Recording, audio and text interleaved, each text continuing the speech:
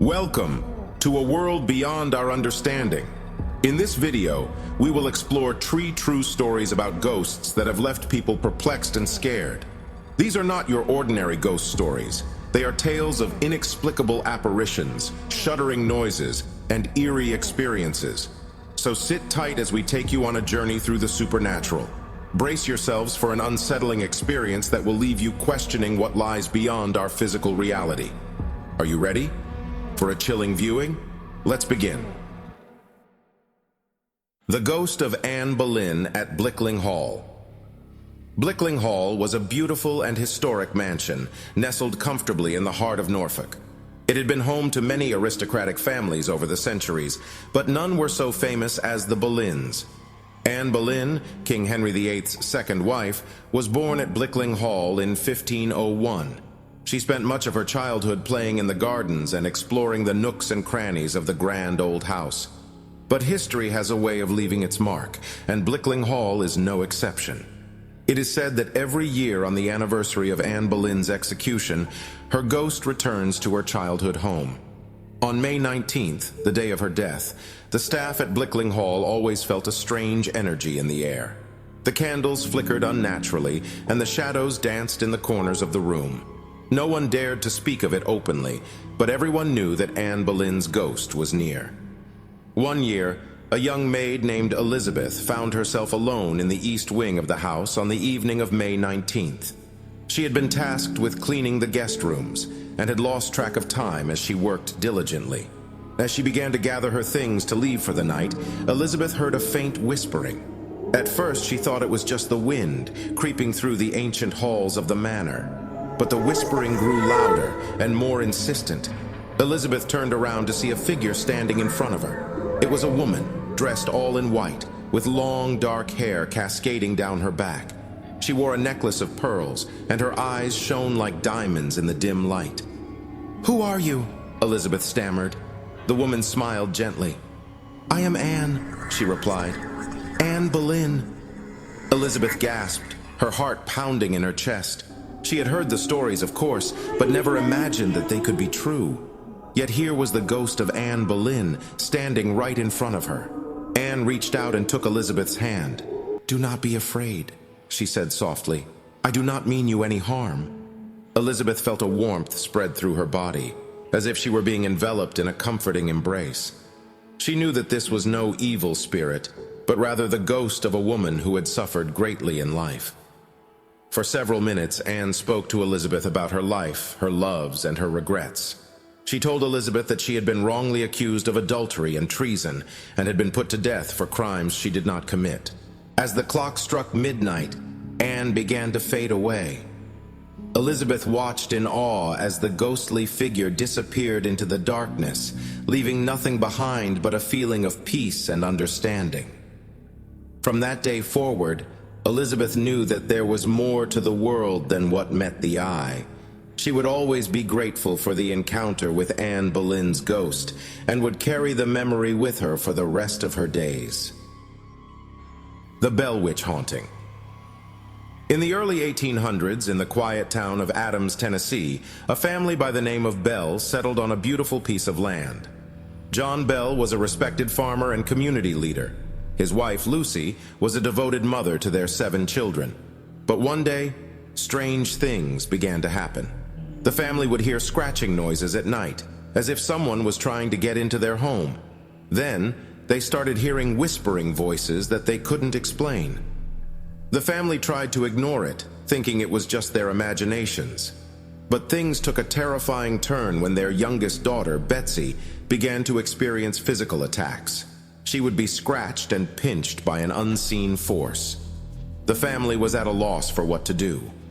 Word of the strange occurrences spread throughout the town, and soon people from all over were coming to see the Bell family and witness the strange events for themselves. They heard the whispers and saw objects moving on their own. They witnessed Betsy being attacked. The Bell family became more and more isolated as their neighbors began to fear that something dark was happening in their town. But one neighbor, a woman named Kate Batts, claimed to know what was happening. She said that a witch had put a curse on the Bell family. According to legend, the witch was a woman named Kate Batts, who had been cheated by John Bell in a land deal. Before her death, she had vowed revenge on him and his family. The Bell Witch, as she came to be known, continued to torment the family for years. She spoke to them, taunted them, and even sang to them. She seemed to have a particular hatred for John Bell and would often curse him and threaten to kill him.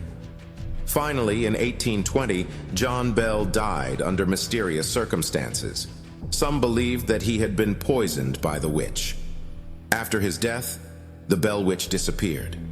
To this day, the Bell Witch haunting remains one of the most well-known and terrifying ghost stories in American history. Some believe that it was all a hoax perpetrated by the family, while others swear that the events were real. Regardless of what you believe, the story of the Bell Witch is a fascinating and chilling reminder that there are things in this world that we cannot explain or understand. And sometimes, those things are closer than we think. The Myrtles Plantation. Nestled in the heart of Louisiana's countryside lies the Myrtles Plantation, a beautiful antebellum mansion that is steeped in history and mystery.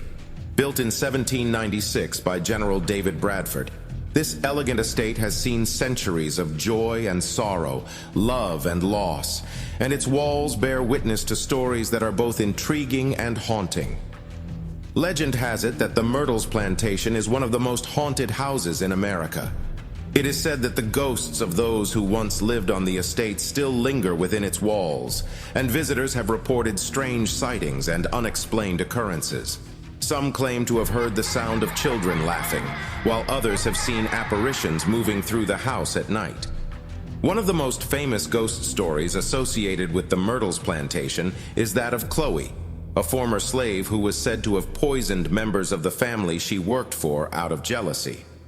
Legend has it that she haunts the plantation to this day, searching for forgiveness and redemption.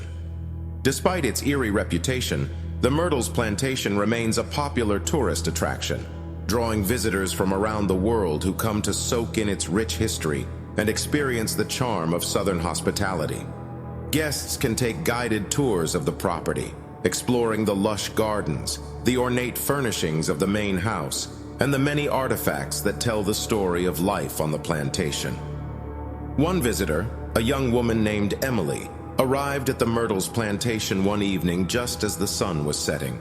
She had always been fascinated by ghost stories, and she couldn't resist the allure of such a haunted place. As she walked through the house and listened to the guide's stories of tragedy and loss, she couldn't help but feel a sense of unease. It seemed as though she could feel the weight of the past bearing down on her, as if the walls themselves were alive with the memories of those who had lived and died within them. When the tour was over, Emily retired to her room for the night.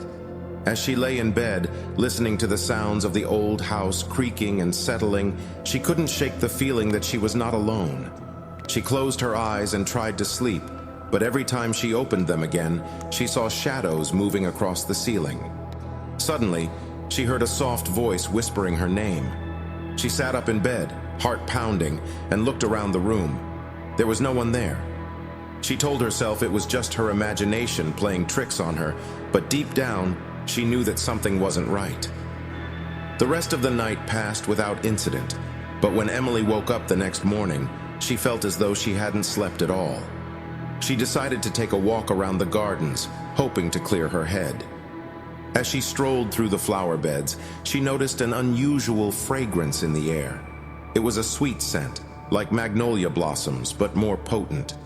She followed the scent until she came to a small grove of trees where she saw a figure standing in the shadows. It was a woman, dressed in a long white gown, with dark hair cascading down her back. Emily felt a chill go down her spine as the woman turned to face her. She was beautiful, but there was something unsettling about her, something that made Emily want to run away. Before she could, the woman spoke. "My name is Chloe," she said. "I have been waiting for you." Emily stood frozen in place, unable to move or speak. She watched as Chloe walked towards her, fading into the mist until she disappeared entirely. When Emily returned to the main house, she learned that the guide had been mistaken. There was no record of a slave named Chloe ever having worked on the plantation. Years later, Emily would still remember that night at the Myrtles plantation and the ghostly encounter that had left her shaken to the core. She knew that she would never forget the haunting beauty of that place or the stories it held within its walls. For better or worse, the Myrtles plantation was a part of her now, just as it was a part of so many others who had passed through its doors.